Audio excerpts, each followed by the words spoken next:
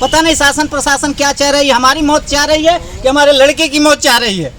अगर मैं तो कप्तान साहब, डीआईजी साहब और मुख्यमंत्री साहब से यही बातें कहूँगा। मैं भाजपा कार्यकर्ता भी हूँ, मैं भाजपा कार्यकर्ता शरण लिया, लेकिन उसके बाद भी मेरी जान नहीं बच रही है, मेरे बच्चे की जान नहीं बच रही है। कप्तान साहब कहाँ सोए हुए हैं, सीओ साहब कहाँ सोए हुए हैं, थानाध्यक्ष साहब कहाँ सोए हुए हैं कि मेरे साथ इतना अन्याय हो रहा है। पेट्रोल पंप लूटने वाला आदमी, जो गुंडा गैंगस्टर बना हुआ आदमी है, वो सरेआम मेन 2 लेंथ रोड पर ऐसा हमला कर रहा है। 10 लोगों को साथ लेकर के, जो पेट्रोल पंप लेकर के लूटा जिन लोगों को, उन लोगों को साथ लेकर के ऐसे अपराध कर रहा है। आज प्रशासन सोई हुई है, उसको पकड़ के क्यों नहीं जेल में डाल रही है। तो आप सभी को प्यार भरा नमस्कार दोस्तों। आज हमारे साथ एक विधि के छात्र हैं, यह मनुला कॉलेज निचरौल में स्टूडेंट हैं, LLB सेकंड ईयर के छात्र हैं। और इनको देखिए, दिखा दीजिए। यह अभी कॉलेज आ रहे थे लोग, 2 लोग थे, जितेंद्र थे, आप भी थे इनके साथ। दोनों लोग कॉलेज आ रहे थे और रास्ते में इनको बहुत बेरहमी से मारा पीटा गया है। तो कुछ दबंगों ने इनको बहुत मारा पीटा है। क्या वजह रहा और क्यों मारे लोग, आइए इसके बारे में थोड़ा आपको विस्तार से बताते हैं। पहले अपना परिचय बता दीजिए, उसके बाद। मेरा नाम नीतीश वर्मा है, हम मनुला कॉलेज सेकेंड ईयर के छात्र हैं, LLB द्वितीय वर्ष के। आज हम अपने घर से अपने मित्र के साथ कॉलेज आ रहे थे कि रास्ते में सिसवा और निचरौल मुख्य मार्ग पे जो लालपुर पुलिया है, वहाँ पे 3 बाइक से लगभग 9-10 लोग थे और वो लोग अचानक बाइक रोक के हम लोगों को कहा और हमारे ऊपर हमला बोल दिए। जानलेवा हमला एक तरह से कह सकते हैं उसको कि मतलब अचानक उन लोगों के पास लोहे की रॉड था, हाथी था, तो एक तरह से जानलेवा हमला ही बोले वो लोग। और मेरा मतलब गला दबाने लगे उतरते ही। उसके बाद से बोले जान से मार देंगे आपको, आपके परिवार को ख़त्म कर देंगे, निकलना दुश्वार कर देंगे, आज मार के ही जाएंगे, तुमको मार रहे हैं, अब जाके तुम्हारे घर वालों को मारेंगे।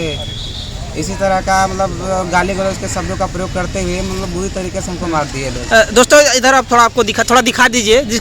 आप देख सकते हैं, अनुमान लगा सकते हैं किस तरह से बेरहमी से इनको पीटा गया है। चूँकि राड भी साथ लिए थे लोग, हथियार से पूरी तरह से लैस थे लोग।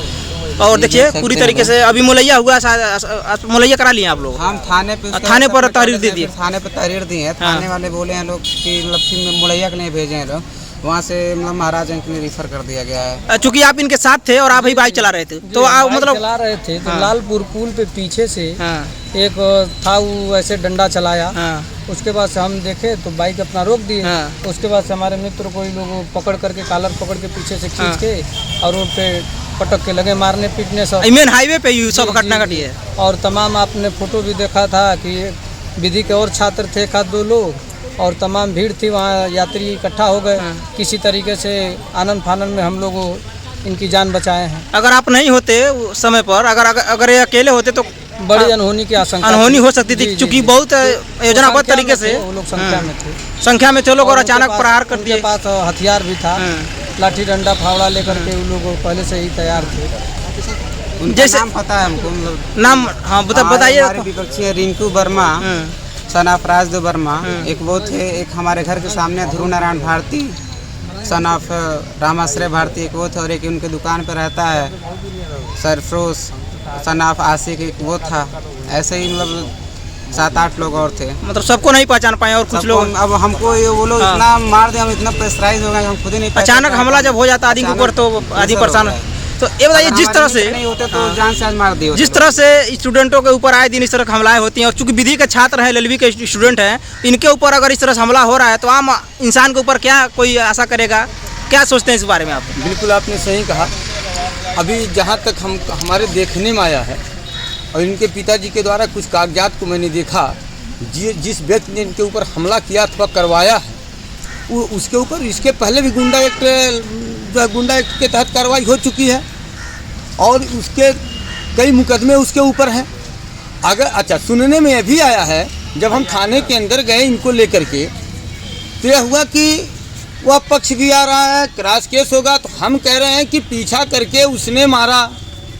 अगर तो इस तरह से प्रशासन के लोग इच्छा करेंगे कि क्रॉस केस कर देंगे तो क्या बड़ी बात है भैया, मारते रहो, अपना भी दरखास्त देते रहो, क्रॉस केस कराते रहो। हत्याएं कैसे हो रही हैं? इसी तरह से हो रही हैं। अरे भाई फिर मारेगा, कहेगा कि फिर क्रॉस केस करवाएंगे।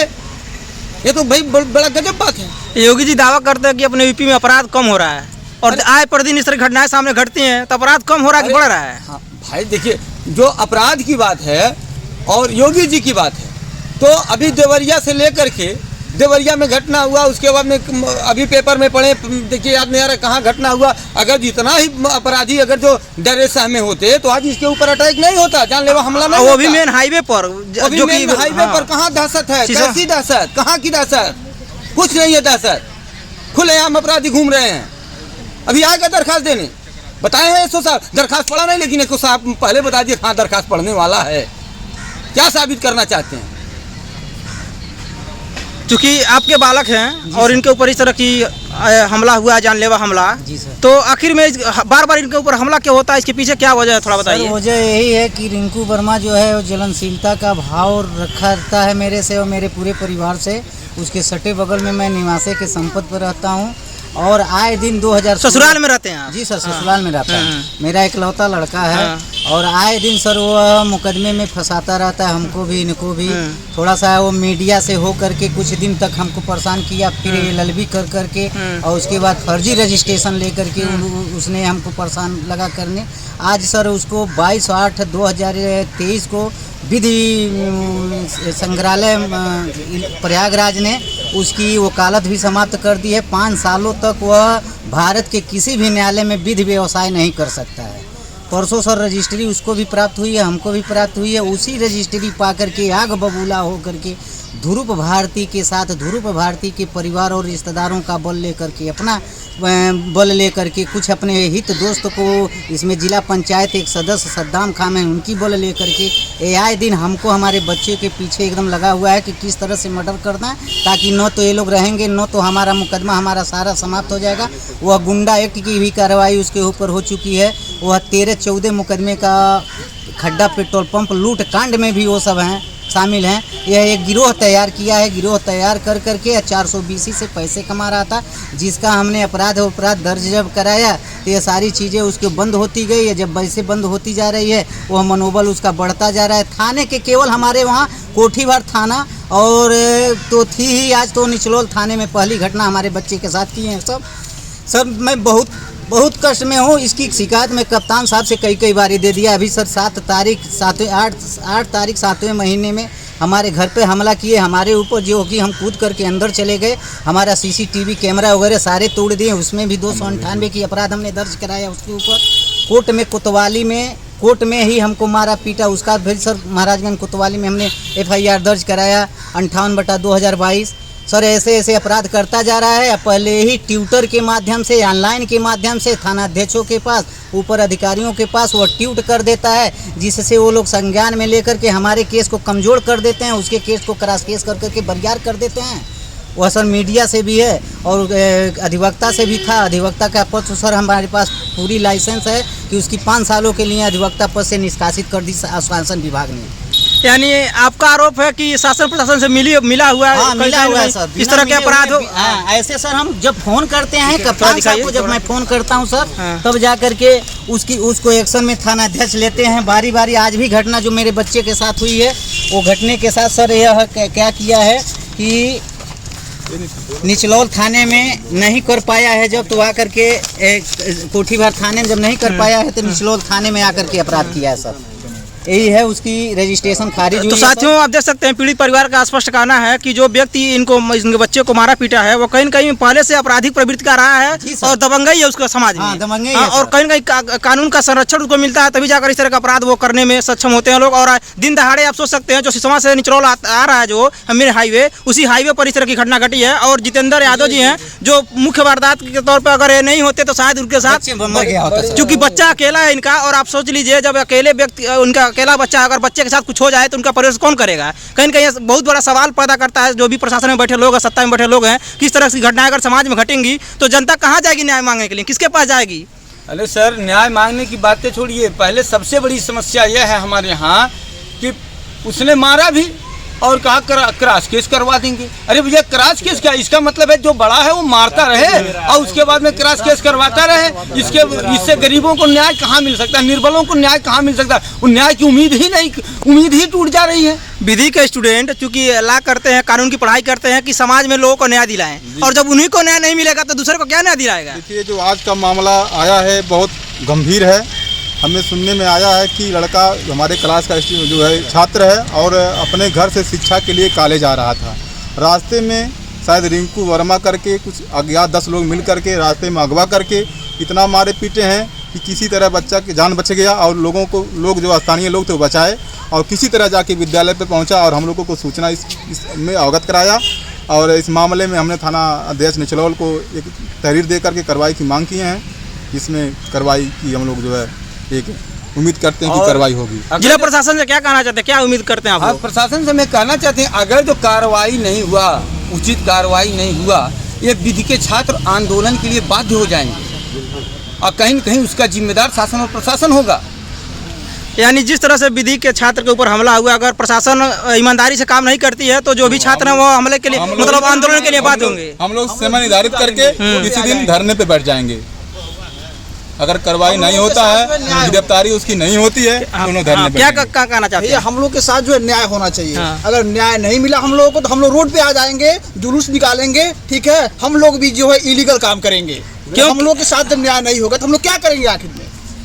दोस्तों, समाज में जब हत्याएं होती हैं, बड़ा अपराध होता है तो कहीं न कहीं वो छोटा अपराध को दबाने के उद्देश्य से ही बड़ा अपराध किया जाता है। अगर मामले का निस्तारण हो जाता समय से, आज तक कितने मुकदमे, सारे मुकदमे दर्ज हैं, ये सारे देखिए उसके बार के लाइसेंस निरस्त हैं, गुंडा एक्ट के कागज हैं, तमाम चीजें हैं। तो अब इससे बड़ा साबूत हम महोदय जी को क्या दें, प्रशासन शासन को हम क्या इससे बड़ा साबूत हम क्या दें? इतना मामला होने के बाद भी अभी तक उसके ऊपर गुंडा या गैंगस्टर की कार्रवाई नहीं हुई। लगभग 10 मुकदमे दर्ज हैं। हम सही आदमी, हमारे ऊपर गुंडा एक्ट करा दिए। एडीएम साहब समाप्त करने के लिए कहे तो एडीएम साहब के पास वो जा करके फर्जी वकालतनामा लगा करके उस मुकदमे को रोकवा दिया। आपके ऊपर गुंडा एक्ट लग गया? हाँ, गुंडा मेरे ऊपर गुंडा एक्ट लग गया। उसके ऊपर 14 मुकदमे, उसके ऊपर गुंडा एक्ट नहीं लगा। मतलब जो मारपीट कर रहा है उसके ऊपर नहीं है, जो मार खा रहा है उसके ऊपर गुंडा एक्ट लग रही है। यह रिंकू वर्मा का आपराधिक इतिहास है, यह मनोज पांडे की आपराधिक इतिहास है, ये ध्रुव नारायण भारती की आपराधिक इतिहास है, ये सारे लोगों की आपराधिक इतिहास है सर। उन लोगों के ऊपर अधिवक्ता होने के बाद उनके ऊपर स्टेट का 5-5 मुकदमे दर्ज हुए हैं। अपराध नहीं करते तो कैसे मुकदमे दर्ज होते? 419, 20, 67 सारे अपराधों में उनके ऊपर मुकदमा दर्ज है। ऐसे व्यक्ति को तो उठा करके शासन प्रशासन को जेल में डालना चाहिए। पता नहीं शासन प्रशासन क्या चाह रही है, हमारी मौत चाह रही है कि हमारे लड़के की मौत चाह रही है। अगर मैं तो कप्तान साहब, डीआईजी साहब और मुख्यमंत्री साहब से यही बातें कहूँगा। मैं भाजपा कार्यकर्ता भी हूँ, मैं भाजपा कार्यकर्ता शरण लिया, लेकिन उसके बाद भी मेरी जान नहीं बच रही है, मेरे बच्चे की जान नहीं बच रही है। कप्तान साहब कहाँ सोए हुए हैं, सीओ साहब कहाँ सोए हुए हैं, थाना अध्यक्ष साहब कहाँ सोए हुए हैं कि मेरे साथ इतना अन्याय हो रहा है। पेट्रोल पंप लूटने वाला आदमी जो गुंडा गैंगस्टर बना हुआ आदमी है, वो सरेआम मेन 2 लेंथ रोड पर ऐसा हमला कर रहा है। 10 लोगों को साथ लेकर के, जो पेट्रोल पंप लेकर के लूटा जिन लोगों को, उन लोगों को साथ लेकर के ऐसे अपराध कर रहा है। आई प्रशासन सोई हुई है, उसको पकड़ के क्यों नहीं जेल में डाल रही है? पुलिस प्रशासन से और जिला प्रशासन से हमारा यही अनुरोध है कि अगर इस परिवार के साथ कुछ अनहोनी घटती है तो पूरी जिम्मेदारी पुलिस प्रशासन की होगी, क्योंकि इस तरह की आए दिन घटनाएं इनके ऊपर घटती रहती हैं, इस तरह से हमला होता रहता है और पीड़ित परिवार का यह दर्द है। आप लोगों को चूँकि हमारा प्रयास यही रहता है कि जिन लोगों को सताया जा रहा है, जिनको मारा पीटा जा रहा है, बेवजह इनको सताया जा रहा है, तो आप लोगों से आग्रह इस वीडियो को अधिक से अधिक शेयर कीजिए ताकि उच्च अधिकारियों तक मामला जाए और जल्द से जल्द इस तरह के जो गुंडा टाइप के लोग हैं, जो समाज में अपना मनमानी करते हैं, उनको कहीं न कहीं सख्त सजा मिले और जल्द से जल्द इस परिवार को न्याय मिले। धन्यवाद दोस्तों, जय हिंद।